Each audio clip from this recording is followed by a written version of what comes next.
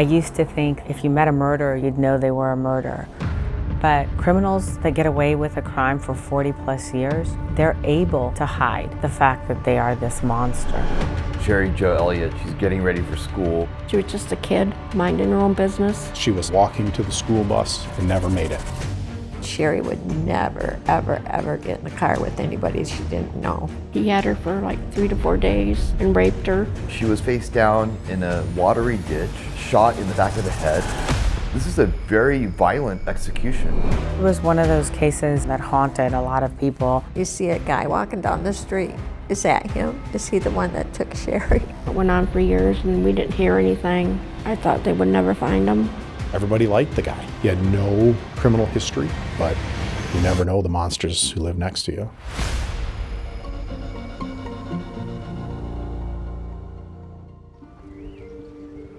Sheri Elliott wasn't too outgoing.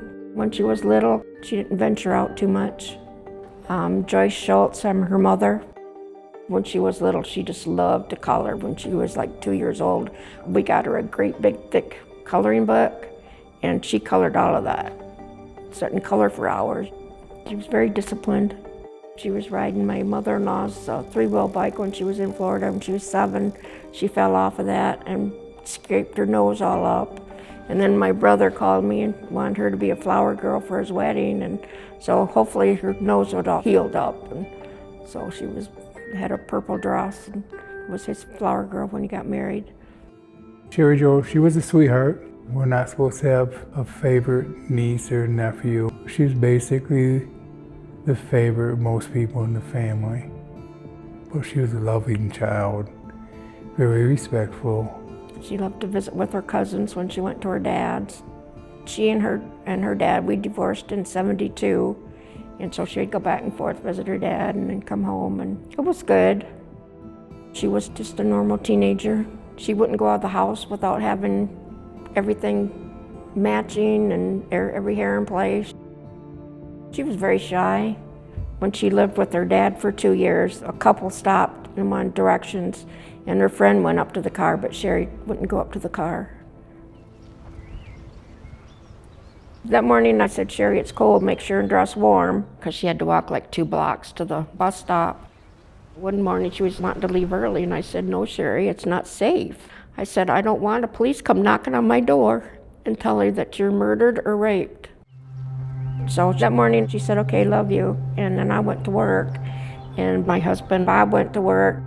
After school, she always come home, and I would make yogurt and mix Cool Whip in it, and I would freeze it. So she'd come home and she would do her nails and watch Young and the Restless and eat her yogurt. That was a daily routine. About noon, my husband come to where I was working, and he said that Sheri didn't come home. And when I got home, she was still not home. So it got to be late and late. I called her dad. I said, have you heard from Sheri? And he said, no. I said, well, I don't know where she's at. So we called the police, and they said, oh, well, she's a teenager. She's run away. I said, no, she didn't. I said, because there's nothing missing. She would never go with just the clothes on her back. She would never do that. And they said, oh, well, we'll have to wait 2 days or whatever it was. They thought, well, she just treated her as a runaway, but we knew she didn't. The original complaint was a missing persons complaint taken by Flint PD.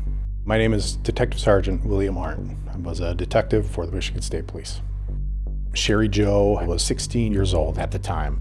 She had left for school about 6:45 in the morning, walking to the school bus, and never made it. And so the police just took a normal missing person complaint at that point in time.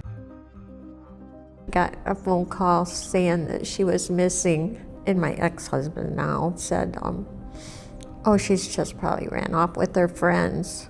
I said, Sheri Jo would not do that. She would not leave and not tell anybody. So I packed up my stuff and came down to Flint, and we got a motel down there. He helped pass out flyers. We'd go out to eat, and I couldn't eat. I lost 10 pounds that week, because every time we'd go into a restaurant, I'd think, is Sheri eating? I wonder if she's eating. It was just a really bad week. You see a guy walk in the restaurant, or just a guy walking down the street, is that him? Is he the one that took Sheri? In the days that followed, the family set out to looking for her, contacting family and friends and, people that she knew, looking diligently for her. Everybody's looking through dumpsters, looking at alleys. The police did what they needed to do as far as they entered her into the NCIC computer system, so if any police agency had contact with her, it would have popped up that she was missing and we would have reunited her with her parents. I think it was on the actual local news that she was missing. Crime Stoppers got involved and put a reward out for her whereabouts. They finally realized, that she didn't run away. They tried to reenact it, but they didn't get any calls at all. On November 20th, 1983, 15 miles maybe, something like that, north of Flint, along Mueller Road in Saginaw County, Sheri Jo's body was found in the ditch by a local trapper that was just checking his traps. She was face down initially, and then of course once she was found, that initiated the police response. And then police officers, detectives went out, and our lab went out to collect evidence from the body. There was very little evidence. If you can imagine, her body was just off the roadway into the ditch, so it was, I would say, a lack of attempt to hide the body, more of an attempt to just get rid of the body. So pushed down into the ditch. Her pants were unbuckled. They guessed that she potentially could have been sexually assaulted, and it was obvious she was shot.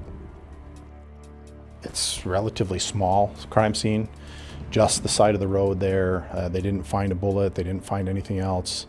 So property, as far as evidence goes, is very limited. She walked away from home, so basically she just had the clothes that were on her back.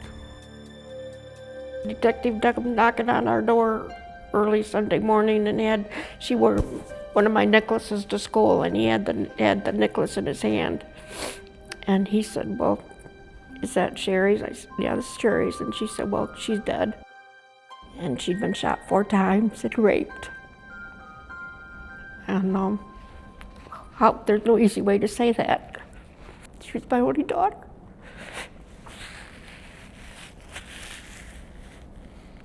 Sheri ended up face first in this drainage creek. Her whole head was more in water, so she's in water long enough that she was disfigured. My husband went up and identified her body, and he told his sister that I never would have survived that. I got a call that they found her body. It's just so unbelievable, How could anybody hurt her? I just can't even imagine why anybody would want to hurt her. And so then I called her dad, and they come right up. So then we had to go make funeral arrangements and stuff. Once her body goes to autopsy, they found that she was shot 4 times, including 1 to the head. She has 1 to the abdomen, 2 to the back, and 1 to the back of the head. They believe that Sheri lived while she was in the ditch and died from lack of blood. She at least lived in the ditch for a while before she passed away. I think someone wanted to kill her and hide the body, so I believe it was somewhat of an execution. The bullet to the back of the head would be reference to that. Because her pants were undone, they do a sexual assault kit like normal. That kit and its contents are all saved. They collected all of her clothing, including her undergarments. At that time, they did clipped fingernails and took swabs of their fingernails. In the 80s, 83, DNA really wasn't as big as it is now. And so it was just one of those things they collected maybe for a potential direct match later on. Her dad and his wife, we went up and talked to the detective, and then we went and made funeral arrangements. And when we picked out the casket, my ex-husband come up and said, "Anyone you want, Joyce, we'll get that one." But my sister was pretty brave through the funeral. We didn't at that time, we still didn't know, what was going on, and so we had a good friend watch everybody that came in and anybody that looked suspicious. At her funeral, I saw a guy that I asked Joyce, I said, "Do you know him?" And she said, "No." And so she found out it was a long-lost cousin that she didn't know. Because you always hear that they sometimes will show up at the funeral and stuff to show their pride in what they did. In the 80s, Flint was a General Motors town. Automobile manufacturing was very big in Flint, so a lot of the people that surrounded that area were involved in the manufacturing process of automobiles. Still kind of that way, but back in the 80s, it was full strength. In that time frame, it was decent neighborhoods. I won't say the height of manufacturing, but pretty close. So people were making money, therefore crime wasn't high. Although it's one of the larger cities in Michigan, Flint is absolutely not immune to the crime problem. And so when something like this happens, especially with a juvenile, for example, Sheri Jo, the community's outraged. So initially, Flint PD asked for tips for this crime, and then it was police job to follow those tips. There were thousands and thousands of tips, which most of them they had to run down. One of those tips was about her getting into a white van. There was also another one that someone saw her get into a yellow Camaro. One person was telling the police that he seen her getting in a yellow Camaro. And I took her picture over there. I said, "Are you sure this is who you saw got in the yellow Camaro?" He said, "Yeah." Investigators used our intelligence section to narrow that down and pretty much came up with a spreadsheet of thousands of Camaros in that color or vans in that color. And then, at the time, they didn't have all of the technology we have now, and so they ran down almost all of those tips. Took days and days and days, and unfortunately came up with nothing.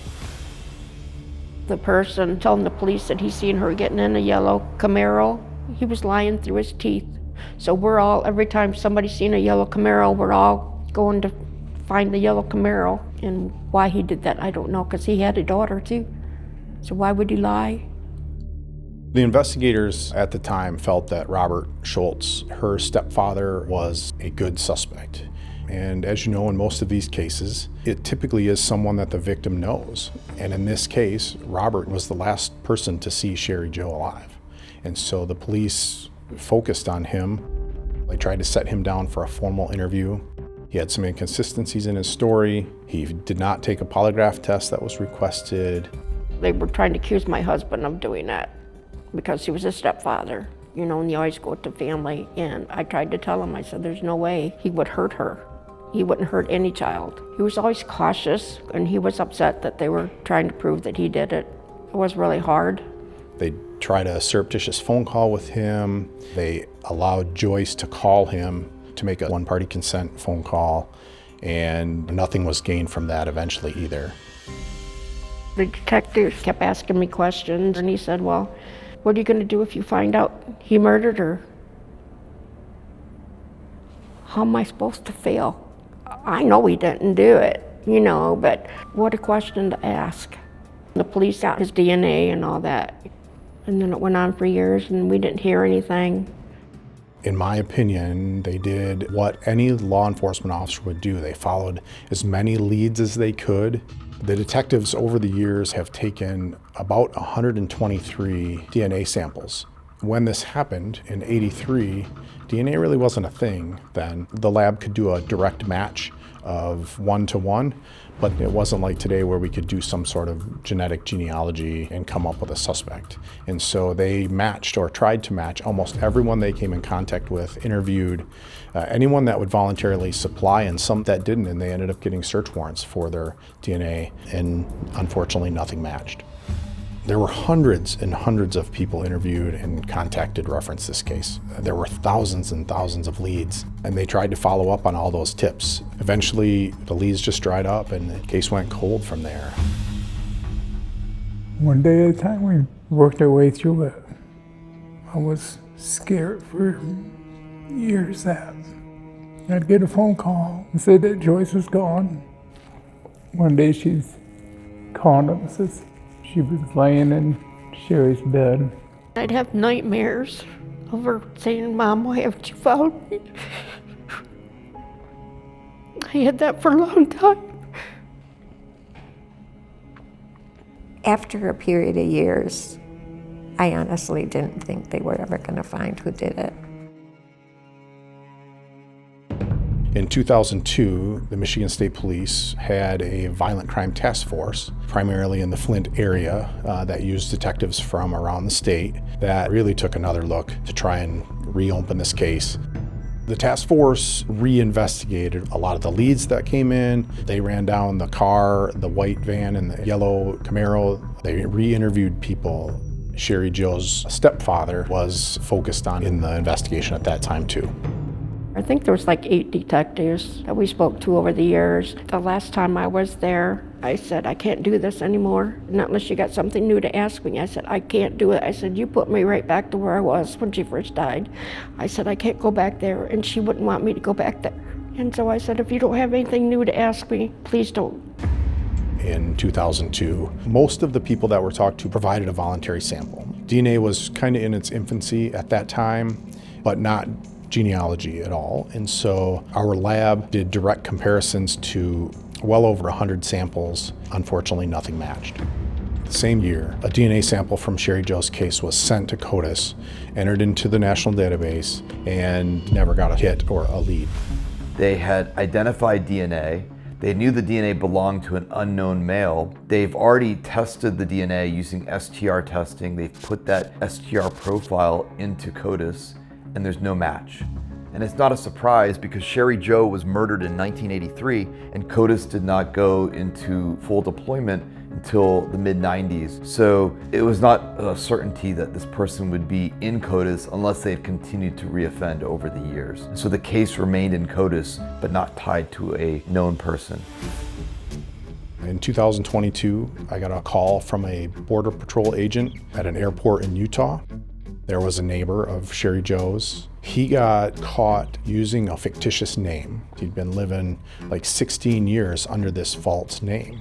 He had been interviewed in this case originally, and he had left the state of Michigan shortly after Sheri Jo's homicide. And so I sought out a search warrant. We got a DNA sample from him. Unfortunately, it didn't match.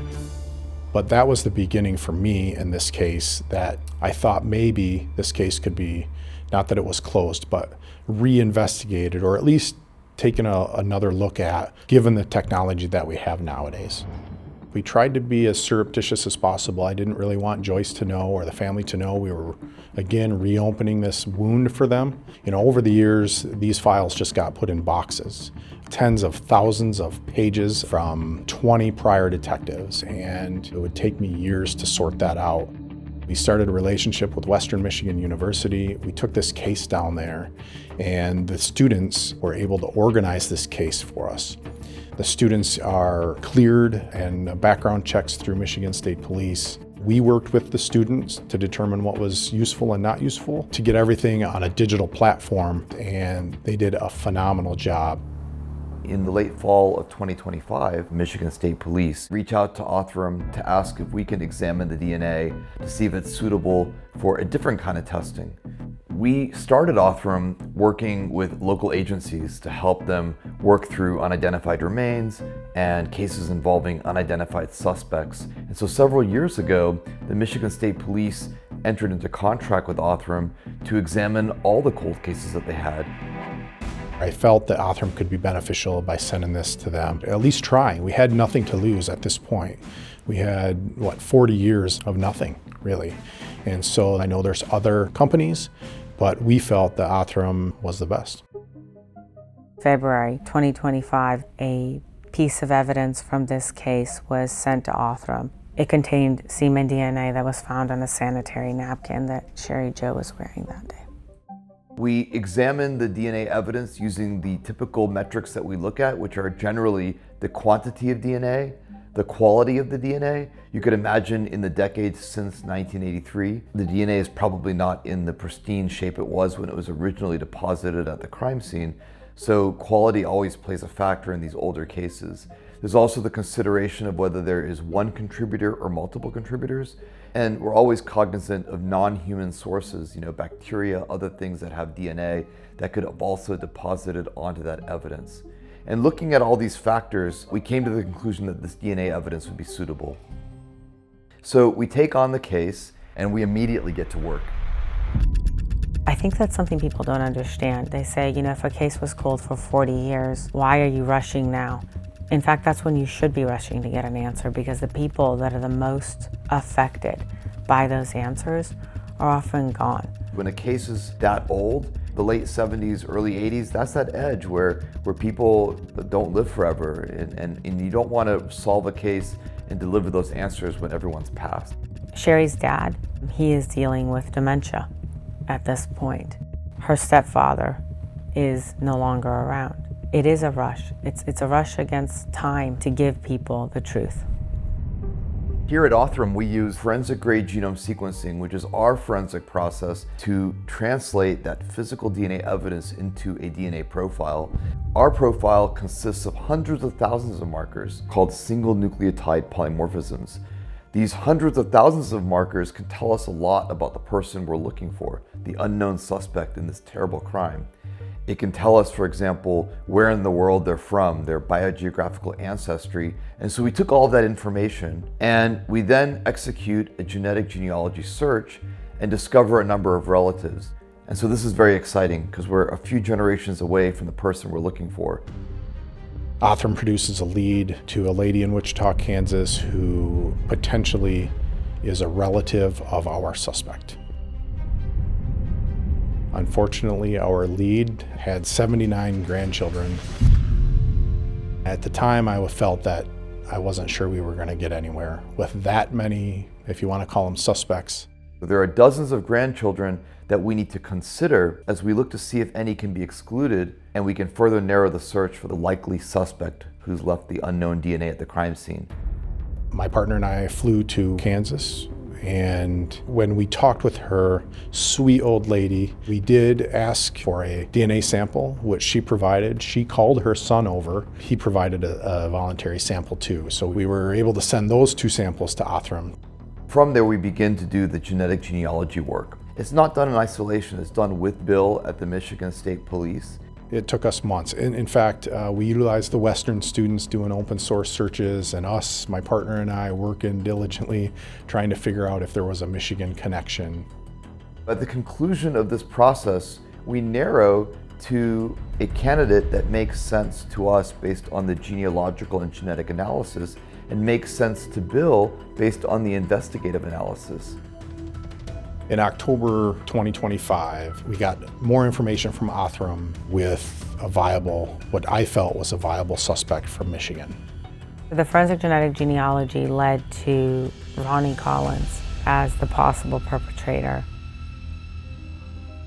Law enforcement went to find him and talk to him. He was 75. He would have been in his early 30s at the time of the crime, so that fit. And he was definitely in the area at the time of the crime. I just simply wanted to talk to him at that point. We spoke over the phone a couple of times. He kind of put me off over the holidays, and then we agreed to meet in early January of 2026. I had no intention of arresting Mr. Collins. It was just simply an interview. I waited, set up for the interview, waited around. He never showed up.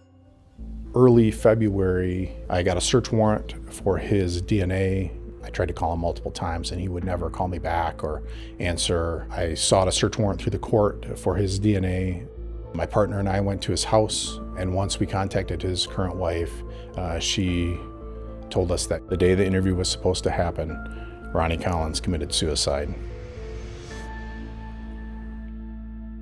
In my opinion, I felt he was a good suspect and he's trying to get out of a prison sentence. That is an outcome that used to shock me. People will refuse to confess. People would want to plead not guilty and go to trial. But now there are hundreds of arrests that are built around these technologies in the United States, if not thousands. I think people like Ronnie decided that it's going to be hard to fight this. By all accounts, Ronnie was a good citizen. He had no significant criminal history. Good family man, had a good job. He worked at Michigan prison. He was a dental hygienist. So he knew what was going to happen if he went to prison. We learned that he was in a band, traveled around Michigan. He did at the time have a white van that he utilized for his band mates and equipment. When this happened in '83, one of the tips was about her getting into a white van. So he, in all accounts, is our suspect for this crime. Criminals that get away with a crime for 40+ years are smart. They're able to hide the fact that they are this monster. These perpetrators are right next to us in plain sight as respected members of our society. I used to think that if you met a murderer, you'd kind of know something was off. You'd know they were a murderer. That is such a naive thought. By all accounts, his family and friends had no idea this had occurred. Unfortunately for him, they collected his DNA at his autopsy and did that CODIS test in the state lab, confirmed beyond a shadow of a doubt that Ronnie Collins was the perpetrator that raped Sheri Jo in November of 1983. Joyce and the family have been through multiple investigators over the years, and so I wanted to see what the results were from Othram before I reached out to the family and to Joyce. And so if we had nothing, Joyce would have never known that I even touched this case. Detective Art called me. He said, it's confirmed he did do it. He says, knowing this, how is that going to affect you? I said, it's not going to, nothing's changed. I still can't hug her. I still can't tell her I love her. I said, so nothing's changed. It's good. It's still the same. And he filled us in on some of the information I didn't know. He said that she bled to death in the ditch. And I just assumed that she'd already passed. But he threw her in the ditch and she was still alive. What a terrible way to go. She's laying in a ditch by herself. It's cold winter time, half covered in water. And who knows, maybe it was 3 or 4 hours before she bled to death and died. Like, that's terrible. He had her for like 3 to 4 days. So I don't know what she went through in those days. And that's gonna haunt me because I couldn't find her. I was angry when I found out he was 75. He got a marriage. We don't know if she would have got married. We don't know if she would have had kids. My sister really got robbed there. It was unbelievable, totally unbelievable. I said, you gotta be kidding me. They finally got somebody. Joyce was in between being happy they found him and it coming right back. They had it on the obituaries, and they were saying, you know, all the people that he knew was around, and he was in a band, and everyone was saying what a good guy he was. I put on there, no, he didn't. He murdered my daughter. And then got so many responses of that, they had to take it down because everyone's saying, no, he's not. When we did find out who did it, I told Detective Art, I said, I wish Bob was here just to see, because they put him through hell. My husband passed away in January 2025, so he's not here to hear all of this. But I tell him every day we got him. I can't imagine losing my only child and the person that I loved most in the world being accused of the crime. It goes to show you again that bringing certainty to these investigations as quickly as possible is necessary for people to move forward with their lives. Now I know who murdered her, and I know he's not going to hurt anybody else. But who knows what he did before that? You know, how many other people? At least in my experience, you don't just go abduct, rape, and kill on your very first occasion. It starts with some type of an assault maybe and progresses into a homicide. Typically that doesn't just happen on the very first account. It may, and it may have in this case, but it's unlikely. I think he's still got bodies out there. Like there was 2 girls that come up missing in '69. With Ronnie, we suspect him in another cold case that happened to 2 girls that lived in Oscoda. Hobley Spencer is their last names. Similar situation where it was Halloween, they had left school early, and the last accounts were they were picked up by a person in a white van. The fact of the white van and Ronnie Collins played in a band on that weekend in Oscoda makes him a viable suspect. Unfortunately, we don't have the girls' bodies to be able to continue the investigation. We don't know what transpired between that case and 1983 in the case of Sheri Jo Elliott. I just think there's some unanswered questions in my mind. You know, suicide is the easy way out. He didn't have to sit and answer any questions from myself and other investigators or the family. Did he sexually assault her? Yes, absolutely. We can prove that. Does it also mean that Ronnie killed her? My assumption, and I think probably 12 jurors would agree, that if he's sexually assaulted her, he probably killed her. Some of the things that revolve around my brain are, was there someone else involved? You know, if we get more tips, we'll keep investigating. It's a disappointing dead end in the sense that it will not be possible, obviously, to investigate further the crime, why it happened, how it happened, and so on. Sheri would not go near anybody that she didn't know. So the guy had to chase her or whatever. Joyce said they didn't know him, never heard of him before. So he just picked her out of random, I guess. Somehow he got her. And the detectives first said, you know, because her fingernails weren't broken, as if she put up a fight. And I said, if she had a gun pointing at her, I said, she would froze. She wouldn't have done anything. We'll never know what the connection was with Sheri Jo. Through the years, in this case, there have been many tips, many tips that have came in. One of those tips was someone saw her get into a yellow Camaro. Took days and days and days, months to run down those, and unfortunately came up with nothing. When you're investigating and you don't choose to put DNA in the forefront of an investigation and you choose to go by eyewitness statements, they're often unreliable. This does occur in contemporary cases today as well. We need to use this technology right away. And because of the way the technology works now, not relying on necessarily a chance match or a lead, for the first time ever, you can work these cases immediately. DNA can lead the investigation, you can read the genetic information, and from there directly determine who left the DNA at the crime scene. And that's not just important for families that are grieving and hurting, it's important for anyone else that might be wrongfully accused of the crime. Genetic genealogy is just the start of this. Like, I think that Othram is on the right path. Genealogy is going to change for the better over the next 10, 20 years for sure. And it's going to solve lots of other cases. I just want people to know to never give up hope. Just because it's been 40 years, technology is so much better. They will get them.